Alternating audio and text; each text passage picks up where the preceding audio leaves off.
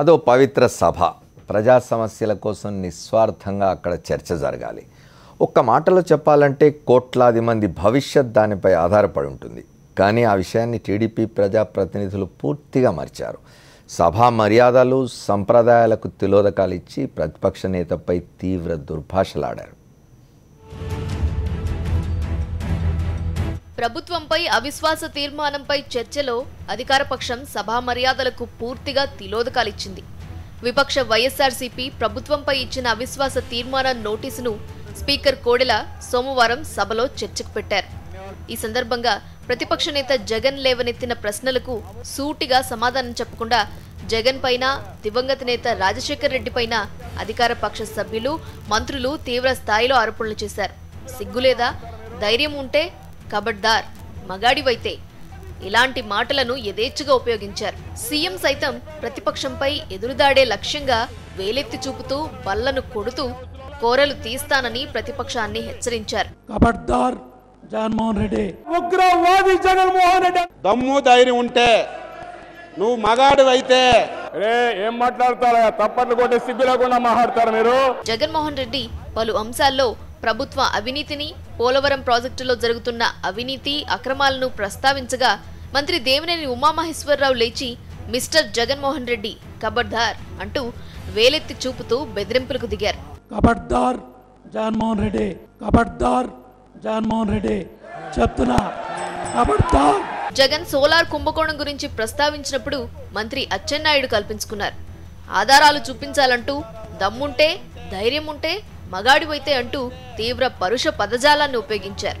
ఈ వ్యాఖ్యలపై విపక్ష సభ్యుల నుంచి తీవ్ర వ్యతిరేకత ఎదురవడంతో స్పీకర్ అచ్చెన్న పదజాలంపై అభ్యంతరం వ్యక్తం చేశారు. దమ్ము ధైర్యం ఉంటే నువ్వు మగాడివైతే, దమ్ము ధైర్యం ఉంటే నువ్వు మగాడివైతే, దమ్ము ధైర్యం ఉంటే నువ్వు మగాడివైతే రాయలసీమ రక్తం నీలో ఉంటే. అచ్చెన్నాయుడు గారు, మీరు చెప్పిన దాంట్లో వాస్తవం ఉండొచ్చు, కానీ ఎక్స్ప్రెస్ చేసే విధానంలో మన పద్ధతిగా ఉండాలని నా ఉద్దేశం.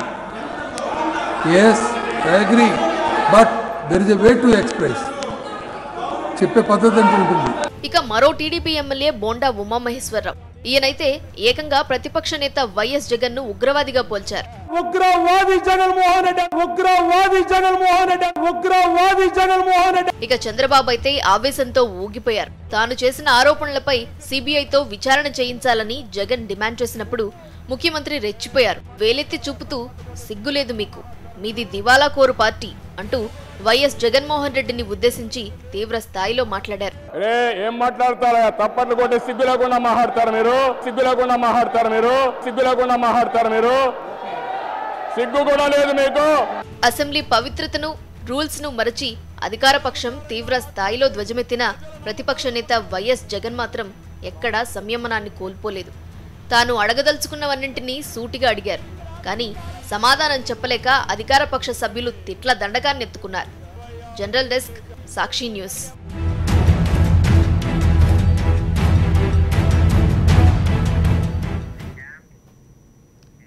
ఆంధ్రప్రదేశ్ శాసనసభ బడ్జెట్ సమావేశాలు జరుగుతున్న తీరు చూస్తున్నాం. దాని మీద మాట్లాడుకునే ఒక షార్ట్ బ్రేక్ తీసుకున్నాం.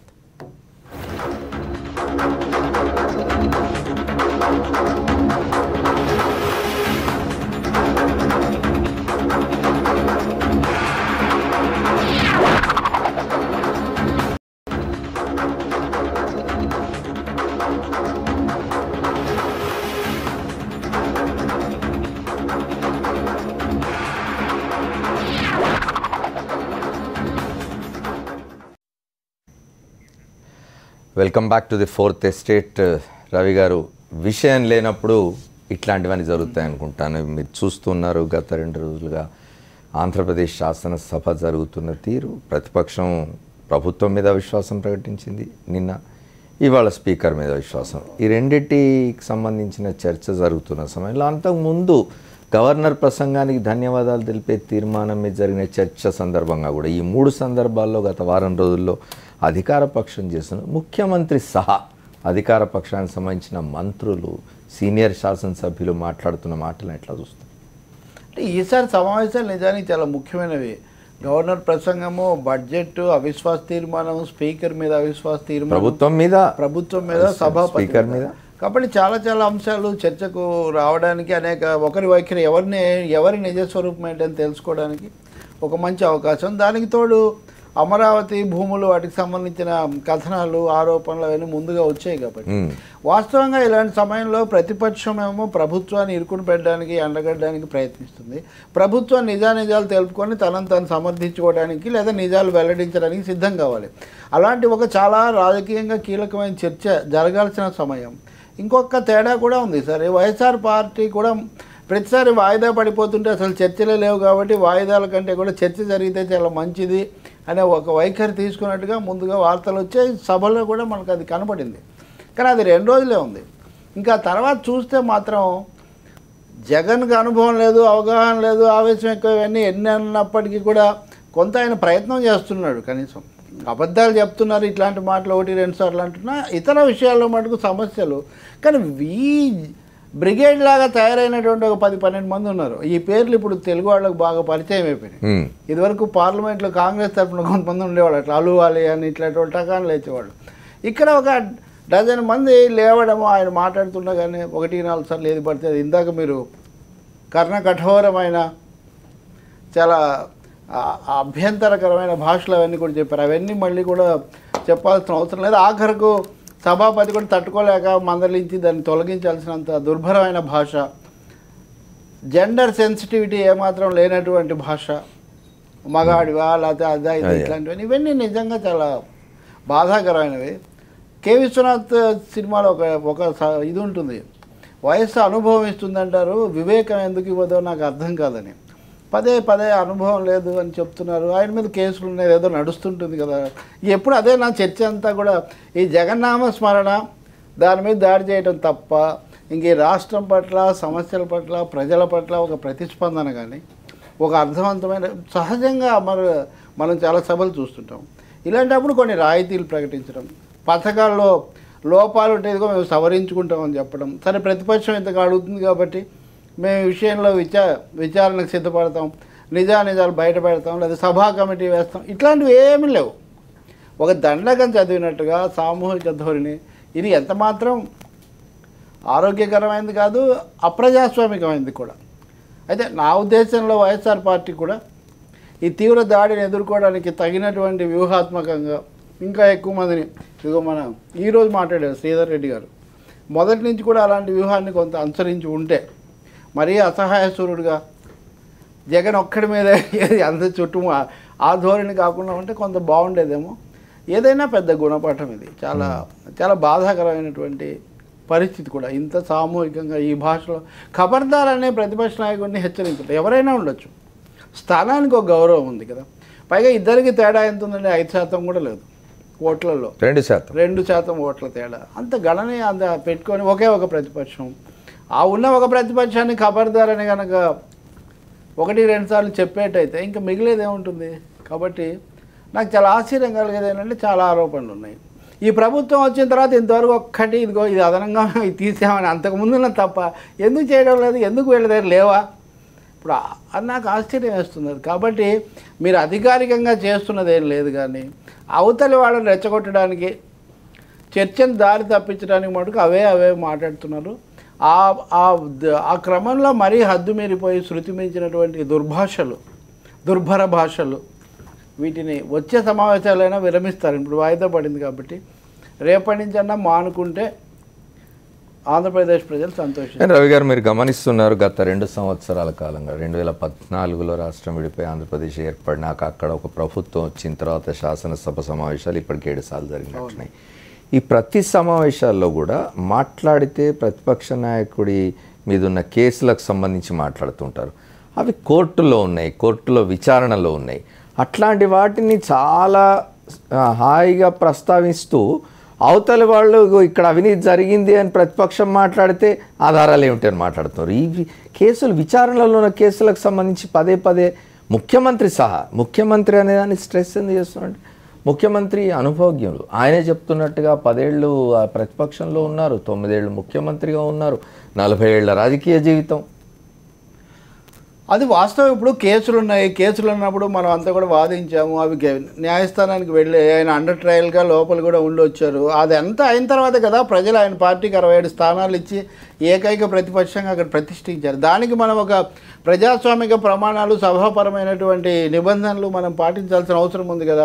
అంటే ఆయన ఎంతసేపటికి కూడా ప్రతిపక్ష నాయకుడుగా ఒక 60, ఇప్పుడైతే 50 వాళ్ళు ఫిరాయింపులు అయిపోయిన తర్వాత ఈ రోజు ఓటింగ్లో కూడా 57 మంది 57 మంది సభ్యులు అండి. రోజా సంవత్సరం పాటు ఇదైనారు, అయిన తర్వాత మరి అంత దాని ఆ స్థానానికి ఉన్నటువంటి ఇది లేదా అంటే ఎంతసేపటికి అవే మాట్లాడుతూ ఉంటారా? ఆ మాట్లాడుతున్న దాన్ని నేను ఇందాక అన్నట్టు ఏమైనా మీరు ముందుకు తీసుకుపోయారు, అది కూడా ఏం లేదు. కాబట్టి ఈ ధోరణి మంచిది కాదు. ఇది ప్రతిపక్షం పట్ల, జగన్ పట్ల కాదు, ప్రజాస్వామిక విలువల పట్ల, జవాబుదారీతనం పట్ల ఉండేది. ఇంకోటి, రాజధాని మీద ఆరోపణలు వచ్చాయి. నాకైతే అర్థం కాలేదు. ఒకటి, ఏ ఆధారాలు ఉన్నాయి ఇమ్మన్నప్పుడు జగన్ కూడా ఏవో ఉన్న ఆధారాలు ఏవో ఇప్పటికి బహిరంగమైన వరకు ఆధారాలు ఇచ్చుంటే బహుశా తర్వాత ఏం చేసేవాళ్ళు నాకు తెలియదు. లేకపోవడంతో ఆధారాలు ఇవ్వలేదు అని ఒకటి అంటున్నారు. అయితే ఒక మాట ఉంది, రాజశేఖర రెడ్డి సిబిఐ విచారణకు ఓఆర్ఆర్ మీద ఆదేశించినప్పుడు అప్పుడు సభలో అడగలేదు. నిజానికి ఆయన చెప్పారు, సభలో తెలుగుదేశం అడగలేదు. ఒక కిషన్ రెడ్డి మాత్రం సభ వెలుపల అడిగాడు. తెలుగుదేశం పార్టీ కోర్టులో కేసు వేసింది. ఇవన్నీ ఎందుకు, నిజానిజాలు విచారణలోనే తేలుతాయి కదా, నేను సిబిఐ దర్యాప్తుకు ఆదేశాలు ఇస్తున్నాను, ఇదంతా it's a struggle between fact and fiction అని ఆయన ఒక మాట వాడారు. కాబట్టి ప్రభుత్వాలు ఎప్పుడైనా నిజానిజాలు నిర్ధారించుకోవడానికి ధైర్యంగా ముందుకు రావాలి తప్ప ఏ విచారణ జరపము, ఎట్టి పరిస్థితుల్లో మేము వినడానికి సిద్ధంగా లేమంటే అది ఇంకా అక్కడికి ప్రతిష్టంభనేది. శ్రీధర్ రెడ్డి గారు చెప్పండి, ఆధారాలు ఇచ్చుంటే బాగుండేది, ఉన్న ఆధారాలు కొన్నైనా అని రవి గారు అంటారు. మీరు ఎట్లా వస్తున్నారు? మొన్న గవర్నర్ ప్రసంగం మీద ధన్యవాదాలు తెలిపే తీర్మానం మీద జరిగిన చర్చను క్లోజర్ మోషన్తో ముగించారు. అప్పటి వరకు ముఖ్యమంత్రి గారు పట్టుబట్టినారు. పుల్లారావు మీద, నారాయణ మీద వచ్చిన ఆరోపణల నిగ్గు తేల్చందే ఒక్క అడుగు కూడా అసెంబ్లీ ముందుకు పడదు అన్నవారు క్లోజర్ మోషన్ తీసుకొచ్చి ముగించేసినారు. ఒకటి అమర్ గారు, సరే ఏదో ఒక విధంగా సభను పక్కదారి పట్టించేదానికి అసెంబ్లీ ప్రత్యక్ష ప్రసారాల్లో వారి చేతుల్లో పూర్తిగా నియంత్రణ ఉంటుంది కాబట్టి తాము చెప్పిందే వేదాలాగా ప్రజల్ని మప్పెట్టేదానికి ముఖ్యమంత్రి గారి మాటలు తప్ప రాజధాని భూ కుంభకోణం విషయంలో స్పష్టమైనటువంటి రిజిస్టర్డ్ డాక్యుమెంట్స్ ఆంధ్రప్రదేశ్ ప్రభుత్వ రిజిస్టర్ కార్యాలయాల్లో ముఖ్యమంత్రి గారికి ఇళ్ళిచ్చిన లింగమనేని ఎస్టేట్ దగ్గర నుంచి, ముఖ్యమంత్రి గారి సన్నిహితుడు వేమూరు రవికుమార్ దగ్గర నుంచి, పత్తిపాటి పుల్లారావు గారి మంత్రి గారి భార్య దగ్గర నుంచి, ఏదైతే మన రావెళ్ల కిషోర్ బాబు గారి భార్య దగ్గర నుంచి, తెలుగుదేశం పార్టీ ఎంపీ మురళీమోహన్ గారి దగ్గర నుంచి, ఏదైతే నారాయణ గారి పెద్ద బావమర్ది చిన్న బావమర్ది గారి దగ్గర నుంచి, అన్నిటికీ మించి పయ్యావుల కేశవ్ కుమారుడు విక్రమసింహ గారి దగ్గర నుంచి అన్నీ కూడా వాళ్ళే అంగీకరించారు. మేము భూములు కొన్నాం, తప్పేందని చెప్పని ముఖ్యమంత్రి గారే చెప్పారు, భూములు కొన్నారు తప్పేందని. మేమేం చెప్పామంటే అదే చెప్తున్నా, రాజధాని కోసం ఎక్కడైతే భూములు సేకరించబోతున్నారో ఆ సేకరించబోయే ప్రాంతంలో మాత్రం ఈ తెలుగుదేశం పార్టీ బినామీలు ఎవ్వరూ భూములు కొనలా. అగ్రికల్చరల్ జోన్ అని చెప్పని రాబోయే 35 ఏళ్ల పాటు వ్యవసాయం మాత్రమే చెయ్యాలా అని ప్రభుత్వం ప్రకటించబోయే ప్రాంతంలో మాత్రం ఈ తెలుగుదేశం పార్టీ బినామీలు భూములు కొనలా. ఎక్కడైతే తక్షణం రియల్ ఎస్టేట్ వ్యాపారం చేసుకోవచ్చు జోన్ 3 అని చెప్పని ఏదైతే ప్రభుత్వం ప్రకటించిందో అక్కడ మాత్రమే వీళ్ళు బినామీలు మొత్తం భూములు కొన్నారు. నేనేమంటానంటే అమర్ గారు, నాకు భూమి ఉంది, ఆ భూమిలో బంగారం వజ్రాలు పడ్డాయి. సాధారణంగా భూమిలో బంగారం వజ్రాలు పడినప్పుడు ఆ భూమి ప్రభుత్వం తీసుకుంటుంది. ఆ రోజు సాయంత్రం మా జిల్లా మంత్రి నారాయణ గారు నా దగ్గరకు వచ్చి, ఏమయ్యా శ్రీధర్ రెడ్డి, నీ భూమిలో బంగారం వజ్రాలు పడ్డాయి కదా, ఎటు ప్రభుత్వం తీసుకుంటుంది కదా, నామినల్ రేట్ ఇస్తుంది కదా, నీకు ₹1 అదనంగా ఇస్తానని అంటే నేను ఆశపడతా. ఎందుకు ఇటు ప్రభుత్వం తక్కువ ధర తీసుకుంటుందని దాన్ని నారాయణ గారికి అమ్మేస్తా. 3 రోజుల తర్వాత ప్రభుత్వం జీవో ఇస్తుంది, ఏమని, ఎవరి పొలాలైనా బంగారం నగలు లేదా వజ్రాలు కానీ పడితే అది వారికే చెందద్దని చెప్పి ప్రభుత్వం జీవో ఇస్తుంది. ఆ సంగతి నాకు తెలుసుంటే నా భూమిని కూటినెళ్ళకి నారాయణ గారికి అమ్మను కదా. ఇది ఈ ప్రభుత్వం జరిగింది. ఇంకొక చాలా ముఖ్యమైన విషయం అమర్ గారు, అసైన్డ్ భూములు, లంక భూములు. కొన్ని వేల కుటుంబాలు అసైన్డ్ భూములు, లంక భూముల్ని సాగు చేసుకుంటూ ఉన్నాయి. మరి అక్కడికి వెళ్ళి ఈ తెలుగుదేశం పార్టీ మంత్రుల, ముఖ్యమంత్రుల, ఎమ్మెల్యేల బినామీలు ఆ భూములు దండోరాయించారు ముందు, ఏమని, ప్రభుత్వం ₹1 కూడా పరిహారం ఇవ్వదు, తీసేసుకుంటుందని చెప్పని. వీళ్ళు అగ్రిమెంట్లు చేసుకొని రిజిస్ట్రేషన్లు చేసుకొని ఆ తర్వాత ప్రభుత్వం జీవో నెంబర్ 41 జారీ చేసింది, ఏమని చెప్పని, లంక భూములు, అసైన్డ్ భూములు ఎవరైతే ఆధీనంలో ఉన్నాయో వారికే పరిహారం ఇస్తామని చెప్పని. పరిహారం ఇచ్చే విషయం, ఆ దండోరా వేయించుకున్న ఉండుంటే తరతరాలుగా నేల తల్లి నమ్ముకున్న రైతులు ఆ పొలాలు అమ్ముతారా? ఇది ఏదైతే మంత్రులుగా ముఖ్యమంత్రులుగా ప్రమాణం చేసి ప్రభుత్వ రహస్యాల్ని బయట వెల్లడించవని ప్రత్యక్షంగా పరోక్షంగా ప్రభుత్వానికి ప్రజలకు నష్టం చేయమని ప్రకటించినటువంటి ప్రమాణం చేసినటువంటి ముఖ్యమంత్రి మంత్రులు ప్రభుత్వం తీసుకోబోయే నిర్ణయాలను ముందే తెలుసుకుని ప్రజల నోళ్లు కొట్టి 2 లక్షల కోట్ల భూ కుంభకోణానికి ప్రభుత్వం పాల్పడింది. నేను ముఖ్యమంత్రి గారిని అడిగేది చాలా స్పష్టంగా ఒకటే, అసెంబ్లీలో అడిగాను నేను సాయంత్రం, ఈరోజు అడుగుతున్నా. ముఖ్యమంత్రి గారు చాలా పెద్ద సీనియర్ అని చెప్తారు, ఎవరికి అనుమానం లేదు. అయితే ముఖ్యమంత్రి గారు దేనికైనా మామూలుగా సై అంటాడు. రాజధాని భూముల విచారణ మీద ఎందుకు నై అంటున్నారు? మీరు తప్పు చేయకుంటే, మీరు కడిగిన ముత్యాలైతే, మీరు నిర్దోషులైతే ఆ భూముల మీద మీరు విచారణ సిద్ధపడితే వాస్తవాలు తెలుస్తాయి. అలా కాకుండా సాక్ష్యాలు ఇస్తావా అంటే ఎట్టుందంటే రవి గారు అనేది కనీస ఆధారాలు ఏమైనా ఉంటే చెప్పాము మరి గారు, చెప్పాము. రిజిస్టర్డ్ డాక్యుమెంట్లు సార్, చూడండి సార్. మీరు విచారణ ఎవరికి ఇవ్వాలా? ముఖ్యమంత్రి గారే ఒక దోషి, మంత్రులే ఒక దోషి, వారికి ఏం వివరాలు ఇస్తాం? మీరు విచారణ ఏంటయ్యా, ఆధారాలు ఇస్తామని పదే నెత్తినోరు బాదుకొని చెప్పాము. మా దురదృష్టం ఏంటంటే ఈ జగన్మోహన్ రెడ్డి గారు ఈ మాట్లాడే మాటలు ఏమీ కూడా టెలికాస్ట్ కావు.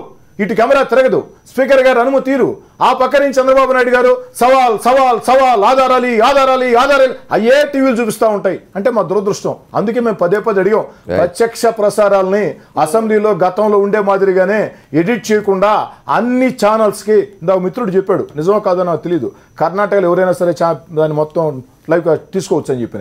ఆ విధంగా శాసనసభ అనేది ప్రజల ఆస్తి కాబట్టి ఎన్నుకున్న శాసనసభ్యులు, ప్రజల ఓట్లతో గెలుపొందిన శాసనసభ్యులు ఈ అసెంబ్లీలో ఏ విధంగా ప్రవర్తిస్తున్నారో ప్రజలు తెలుసుకుంటారు.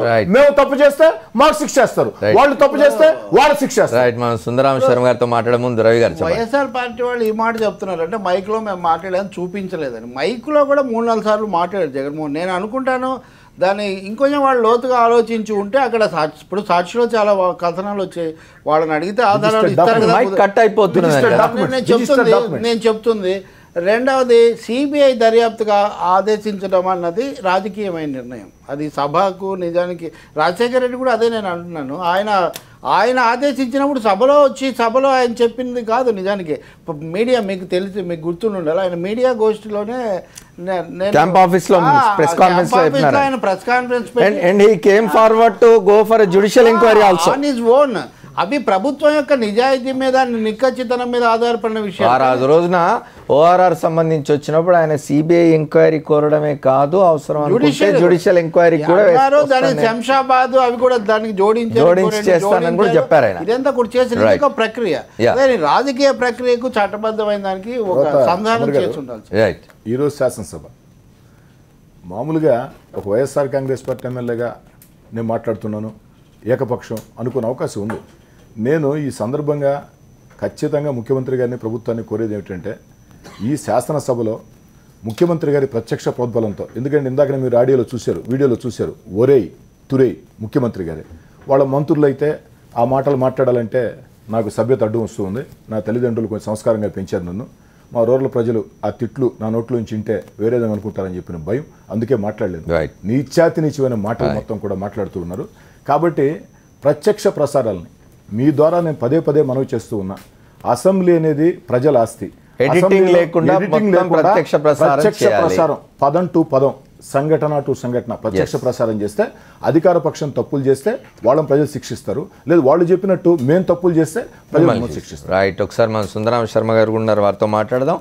భారతీయ జనతా యువ మోర్చా అధ్యక్షులు విష్ణువర్ధన్ రెడ్డి జాయిన్ అయ్యారు మనతో. సుందరాం శర్మ గారు చెప్పండి, గత ఈ బడ్జెట్ సమావేశాల్లో శాసనసభ, ఆంధ్రప్రదేశ్ శాసనసభ జరుగుతున్న తీరు, అక్కడ మాట్లాడుకుంటున్న మాటలు, అక్కడ అనుసరిస్తున్న వైఖరి, ఒక్కొక్కళ్ళు హుందాతనం మర్చిపోయి తిట్లకు దిగడాన్ని ఎట్లా చూస్తారు మీరు? సార్, ఇవాళ శాసనసభ అనేటువంటిది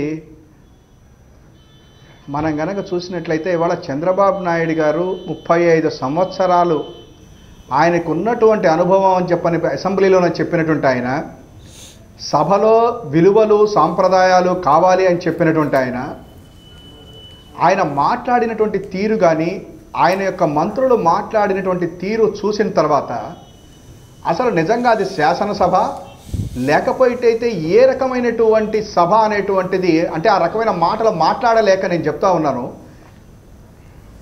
ఏ రకమైనగా వాళ్ళు ప్రజలకి సమాధానం చెప్తారనేది అర్థం కావట్లేదు. ఒక్క విషయం ఏంటంటే, ఇందాక రవి గారు కూడా చెప్తా ఉన్నారు, వాళ్ళ దగ్గర ఉన్నటువంటి ఆధారాలు వాళ్ళకి ఇవ్వండి అని చెప్పానని. నేను వాళ్ళు చెప్తున్నాను, భారత రాజ్యాంగంలో 3 వ్యవస్థలు ఉన్నాయి: లెజిస్లేచర్, ఎగ్జిక్యూటివ్, జ్యుడిషియరీ. ఎవరి పని వాళ్ళు చేయాలి. కానీ చంద్రబాబు నాయుడు గారు మీరు ఏదైతే నా మీద కామెంట్స్ చేశారో, మీరు ఏవైతే నా మీద ఆరోపణలు చేశారో అవి నాకు తెచ్చివ్వండి, నేను వాటిల్ని తీసుకుని వాళ్ళందు మీద శిక్ష వేస్తాను అంటారు. ఎవరి మీద శిక్ష వేస్తారు ఆయన? అసలు యాక్చువల్గా ఏంటంటే ఆరోపణలు చేసినప్పుడు ఆ ఆరోపణల మీద నిరూపించాల్సినటువంటిది, లేకపోయేటట్లయితే దాని మీద ఎంక్వైరీ చేయాల్సినటువంటి వాళ్ళు చంద్రబాబు నాయుడు గారు కాదు కదా. ఎందుకంటే వాళ్ళ శాసనసభలో ఏమైనా కనుక, లేదా ప్రభుత్వం మీద కనుక ఏమైనా ఆరోపణలు వస్తే, ప్రభుత్వం ఏమైనా తప్పులు కనుక చేస్తే దాని మీద చర్యలు తీసుకోవాల్సింది ఎవరు? ఒకవేళ ప్రభుత్వం కనుక నిజంగా దాని మీద ఆరోపణలు లేవు అనుకున్నప్పుడు ఏ రకమైనటువంటి సమాధానం చెప్పాలి? నిజంగా ఇవాళ రోజున చాలా దారుణంగా ఉందండి.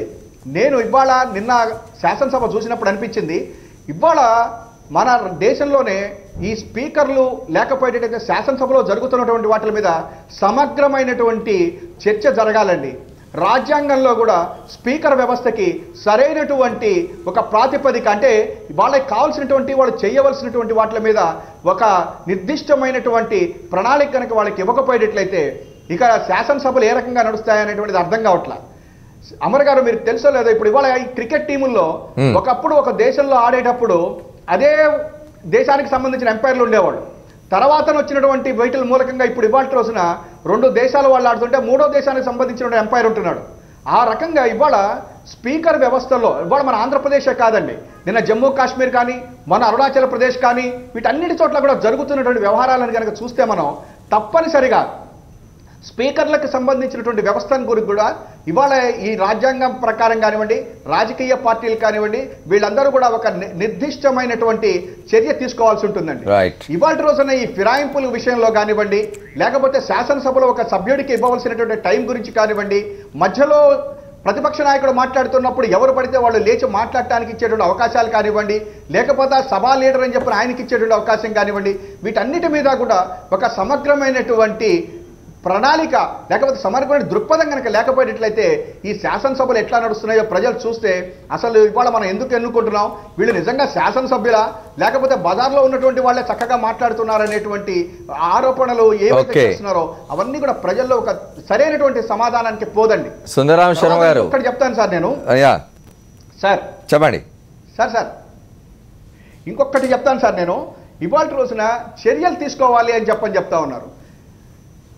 ఇవాళ ఒక ఆరోపణ శాసనసభలో వచ్చినప్పుడు ఆ ఆరోపణ మీద నువ్వు కనుక ఇప్పుడే నాకు ఆధారాలు ఇవ్వకపోయేటట్లయితే సభను ముందుకు జరగనివ్వను అని చెప్పనేటువంటిది ఒక ముఖ్యమంత్రి గారు మాట్లాడటం అనేటువంటిది నిజంగా ఇన్నేళ్లలో ఎప్పుడు కూడా బహుశా ఎవరు చూసిండరండి.